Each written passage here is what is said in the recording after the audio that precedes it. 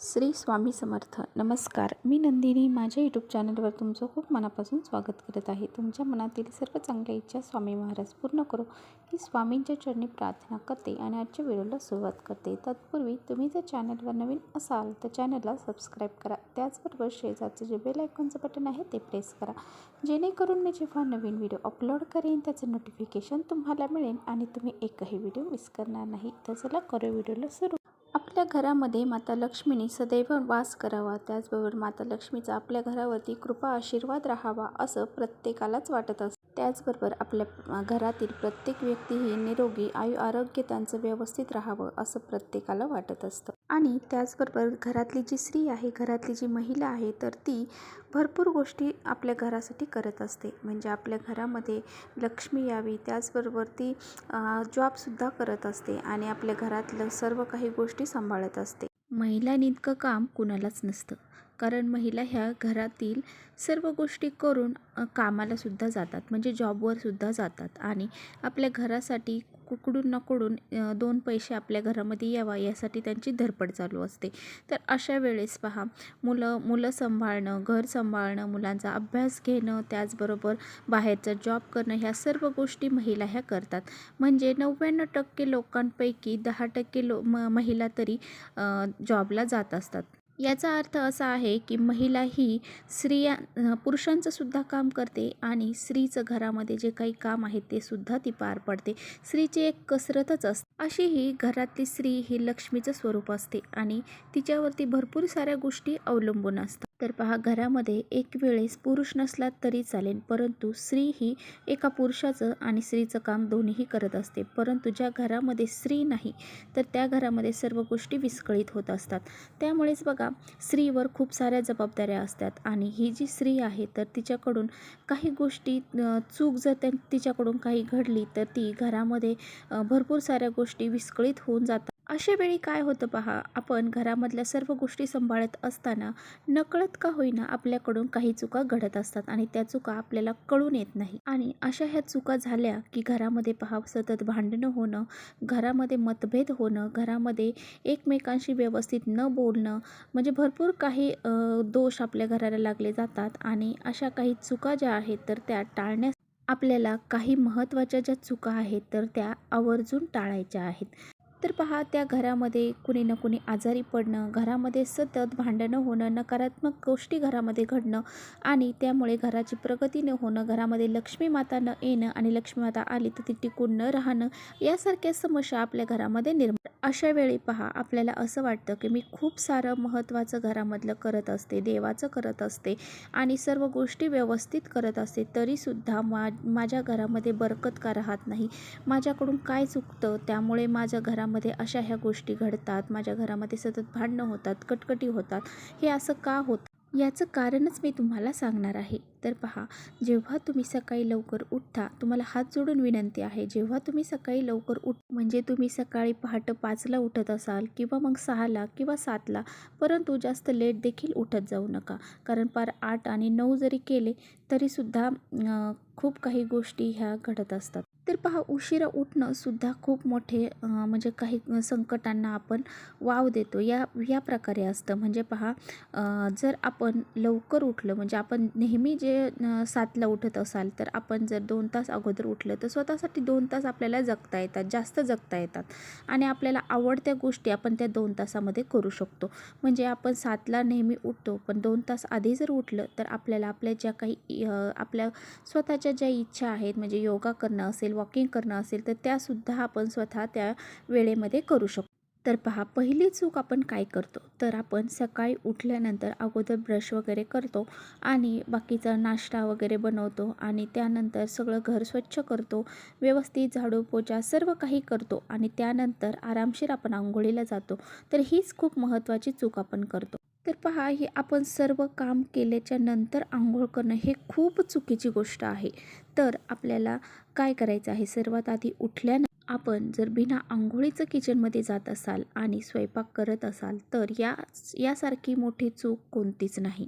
तर पहा, आता तुमच्यापैकीच स्त्रिया असंही म्हणतील की आम्हाला सकाळी सकाळी मुलांना सकाळची लवकर शाळा असते, त्यामुळे मग आम्हाला सकाळी उठलं की पहिला त्यांचा टिफिन तयार करावा लागतो आणि नंतरच ह्या सर्व गोष्टी कराव्या लागतात. तर पहा, मी सुद्धा एक स्त्री आहे आणि प्रत्येक स्त्री ही मला पण नवरा आहे, मला पण मुलं आहेत, मी सुद्धा माझ्या घरामधले सर्व काही कामं हे करत असते.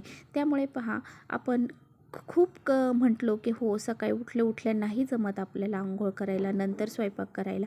परंतु पहा, आपण जर ठरवलं ना तर प्रत्येक गोष्ट आपण करू शकतो. महिलाही खूप साऱ्या गोष्टी करू शकतात. तर पहा, आपण आपल्या स्वतःच्या घरासाठी खूप सारे कष्ट करतो, मेहनत करतो. मग आपण आपल्या स्वतःच्या घरासाठी एवढी एक गोष्ट करू शकत नाही का? तर मग पहा, आपण सकाळी उठल्या अंघोळ करावी आणि त्यानंतरच आपले बाकीचे स्वयंपाक जे किचनमध्ये जायचं आहे तर ते किचनमधला स्वयंपाक वगैरे करायला नंतरच जावे. तर पहा, जेव्हा आपण अंघोळ न करता स्वयंपाक करतो तर तो अन्नपूर्णा मातेचा आणि लक्ष्मी मातेचा खूप मोठा अपमान असतो.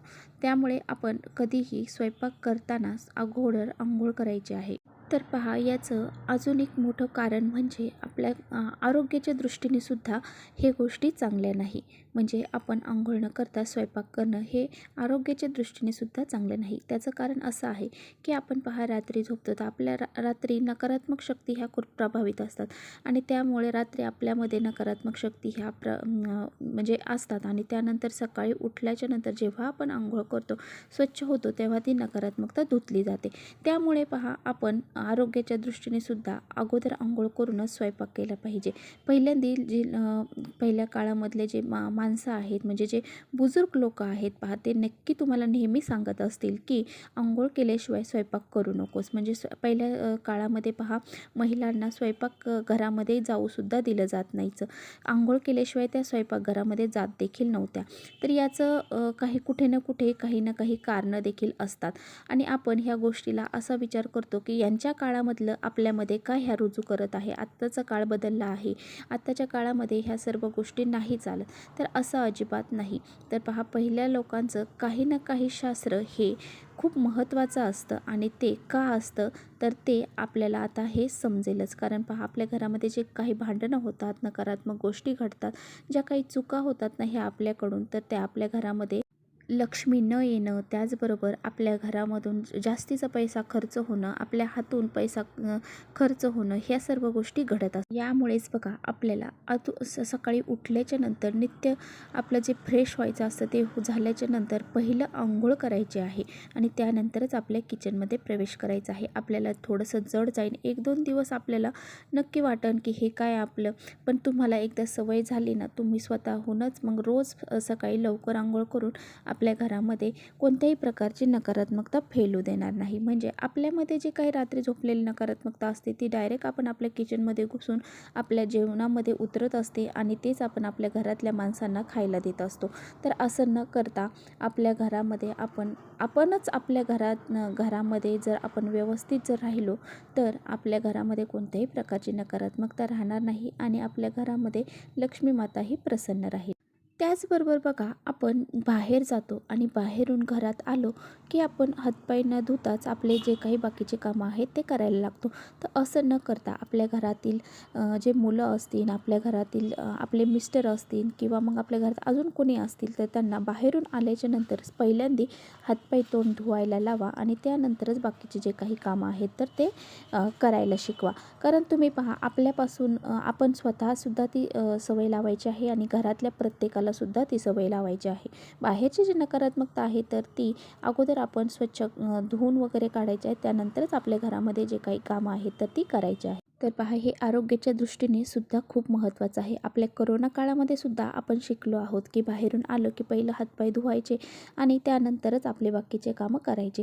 कारण पहा, आरोग्याच्या दृष्टीने खूप महत्त्वाचं आहे. त्याचबरोबर आपल्या घरामध्ये गरिबी येण्याचं, दारिद्र्य येण्याचं कारण म्हणजे काय, तर आपण बाहेरून आलो की हातपाय तोंड न धुता घरामध्ये डायरेक्ट काही ना काही गोष्टी करायला सुरुवात. त्याचबरोबर बघा, ज्या घरामध्ये स्त्रियांचा मान सन्मान ठेवला जात नाही, ज्या घरामध्ये स्त्रियांना शिवीगाळ केली जाते, तिच्यावरती हात उगारला जातो, तिची रिस्पेक्ट केली जात नाही, त्या घरामध्ये सुद्धा लक्ष्मी माता कधीच राहत नाही, ती कधीच त्या घरामध्ये टिकत नाही. त्यामुळे पहा, आपल्या घरातील जी स्त्री आहे तिचा आदर करा. त्या एका स्त्रीने दुसऱ्या स्त्रीबद्दल सुद्धा आदर करायला हवा. त्यामुळेच बघा, स्त्रियांचं खूप महत्त्वाचं स्थान घरामधलं असतं. त्यामुळेच पहा, स्त्रियांनीच स्वतःच ठरवायचं आहे की आपण आपल्या घरामध्ये कोणत्याही प्रकारची नकारात्मकता येऊ द्यायची नाही, किंवा मग आपल्याकडून कोणत्याही प्रकारची चूक न होणे, म्हणजे आपल्या घरामध्ये जे काही आपल्या घरामध्ये भांडणं होणं किंवा मग कटकटी होणं किंवा आपल्या घरामध्ये लक्ष्मी न येणं, ह्या ज्या गोष्टी आहेत तर ते स्त्रियांवरच खूप डिपेंड असतात. त्यामुळे आपणच ठरवायचं आहे की आपल्या घरामध्ये अशा ह्या गोष्टी अजिबात होऊ द्यायच्या. आणि या पुढची चूक म्हणजे काय, तर बऱ्याचशा महिला फाटके कपडे घालूनच घरामध्ये राहतात. म्हणजे काय, आपण विचार करतो की आपल्याला घरातच राहायचं आहे, कुठे बाहेर जायचं नाही, कोण पाहणार आहे. तर असे फाटके कपडे, थोडेसे उसवलेले कपडे आपण काय करतो घरामध्ये, चला चालते बाबा तर घालतो. तर असे हे फाटके कपडेसुद्धा कधीच घरामध्ये घालू नका. आणि त्याचबरोबर जी चप्पल आहे तर ती तुटलेली आहे तरीसुद्धा ती तुम्ही घरामध्ये ठेवलेली आहे, तर ती सुद्धा लगेचच घराच्या बाहेर काढा. आणि जर ती चांगली असेल तर तिला शिवून घ्या. परंतु अशी तुटलेली चप्पलसुद्धा आपल्या घराच्या बाहेर किंवा मग घरामध्ये ठेवू नका. आणि त्याचबरोबर फाटलेले कपडे आहेत तर ते सगळ्यात मोठं दारिद्र्याचं कारण आहे. म्हणजे आपल्या घरामध्ये गरिबी येण्याचं सर्वात मोठं कारण आहे की फाटके कपडे असणे, तुटलेले चप्पल असणे. तर हे सुद्धा आपण आहे तरीसुद्धा ते घालतच आहोत. त्याचबरोबर पहा, ज्या घरामध्ये स्त्री हसती खेळती असते आणि त्या घरामध्ये कधीच ती स्त्री म्हणजे अशा काही नकारात्मक गोष्टी करत नाही, किंवा मग ज्या सर्व गोष्टी व्यवस्थित करते, तर त्या घरामध्ये पहा अलक्ष्मी कधीच येत नाही. म्हणजे त्या घरामध्ये पैसा हा कधीच कमी पडत नाही. त्या घरामध्ये कुठून ना कुठून पैसा येतच राहतो आणि त्या घराचं गोकुळ होऊन जातं. तर पहा, तुम्ही जर तुमच्या घरामध्ये जर अशी काही महत्त्वाची चूक करत असताल, स्वतः अगोदर अंघोळ न करता घरामध्ये किचनमध्ये स्वयंपाक करायला जात असताल, तर ही महत्त्वाची चूक आहे. तर ती तुम्ही नक्की सुधारावी. आणि पहा, आपलं पाहून आपले मुलंसुद्धा तसंच करत असतात. आणि त्या आपल्या घरामध्ये मुली जर असतील तर त्यासुद्धा आपल्या आईला पाहून तसंच वागण्याचा प्रयत्न करत असतात. त्यामुळे पहा, आपणच जर व्यवस्थित राहिलो तर आपल्या मुलीसुद्धा आपल्यासारखंच पुढे तिच्या नवऱ्याच्या घरी जाऊनसुद्धा त्या व्यवस्थित राहतात. त्या घरामध्ये सुद्धा कधीही अलक्ष्मी येत नाही, कधीही गरिबी येत नाही. त्यामुळे आपल्या गरिबीचं कारण हे आपण स्वतःच असतो. त्यामुळे अशा काही ज्या छोट्या छोट्या चुका आहेत ना, त्या नक्की टाळायचं प्रयत्न करा. महिलांना माझी विनंती आहे की नक्की तुम्ही अंघोळ केल्याच्या नंतरच ह्या सर्व गोष्टी आपल्या घरामध्ये करत चला. तर चला, इथेच करते व्हिडिओचा एंड. व्हिडिओ आवडला असेल तर नक्की लाईक करा.